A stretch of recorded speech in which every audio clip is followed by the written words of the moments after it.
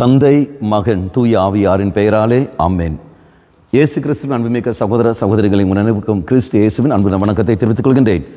இன்றைய நம்முடைய தாய் திருச்சபை புனித சூசேப்பர் விழாவை கொண்டாடுகிறது. நமக்கு தெரியும், மத்தேயு நற்செய்தி 1ஆம் அதிகாரம் 16, 18 முதல் 21 மீது 24வது வாக்கியம். குறிப்பாக 24வது வாக்கியம், யோசேப்பு தூக்கத்திலிருந்து விழித்தெழுந்து ஆண்டவரின் தூதர் தமக்கு பணித்தவாறே தம் மனைவியை ஏற்றுக்கொண்டார். யோசேப்பு தெய்வத்துக்கு கீழ்ப்படிந்து வாழ்கின்ற ஒரு வாழ்க்கை. எப்போ ஒரு மனிதன் கடவுளுக்கு கீழ்ப்படிந்து நடக்கின்றானோ அவனால் புரிந்து கொள்கின்ற தன்மை கடந்து வருகிறது. யோசேப்பு கடவுளுக்கு பணிந்து வாழ்ந்தார், கீழ்ப்படிந்து வாழ்ந்தார். மரியாளை புரிந்து கொண்டு அவளை ஏற்றுக்கொள்ள மனப்பக்குவம் அங்கு ஏற்படுகிறது. அதே மாதிரிதான் ஒரு மகன் ஒரு மகள் இறைவனுக்கு கீழ்ப்படிந்து வாழ்கிற சமயத்தில் இதோ அவனுக்கு புரிந்து கொள்கின்ற தன்மை கடந்து வருகிறது. பணிந்து போகின்ற மனநிலையும் அவன் கிடைக்கிறது. குடும்பத்தில் பிரச்சனையே அங்கு தவிர்க்கப்படுகிறது.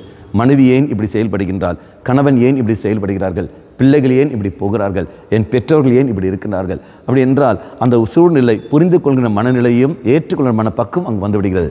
எப்போ? கீழ்ப்படிதல். ஆனால் அந்த கீழ்ப்படிதல் யாருக்கு? தெய்வத்துக்கு மட்டுமே தான் ஒழிய உலகத்துக்கு அல்ல. உலகத்துக்கு நான் கீழ்ப்படிந்து நான் போகிற சமயத்தில் அந்த இடத்தில் கோபம், வெறுப்பு, வைராக்கியங்கள் எல்லாம் வந்து விடுகிறது, பழிவாகிற குணங்கள் வந்து விடுகின்றன. ஆனால் தெய்வத்துக்கு நான் கீழ்ப்படிந்து போகிற சமயத்தில் நன்மைகள் கடந்து வருகின்றன. சிந்தித்து பார்ப்போம், நான் யாருக்கு கீழ்ப்படுகின்றேன்? சூசேப்பரை போலவே நான் தெய்வத்துக்கு கீழ்ப்படிந்து போகிறேனா, அவருக்கு பணிந்து நடக்கிறேனா, அல்லது உலகத்துக்கு நான் பணிந்து நடக்கிறேனா? பதில் கொடுத்து இறைசனில் மன்றாடுவோம். கண்களை மூடிக்கொள்ளுங்கள். நல்லவனாய தெய்வமே, சூசேப்பரை போலவே நானும் உமக்கு கீழ்ப்படிந்து பணிந்து வாழக்கூடிய வரத்தை எங்களுக்கு தந்திரலும். அம்மா மாதாவே, தெய்வ மாதாவே, எங்கள் மாதாவே, என் அன்னையே, விசேஷமாக எங்களுக்காக பரிந்து பேசும். ஆமென். தந்தை, மகன், தூய ஆவியாரின் பெயராலே ஆமென்.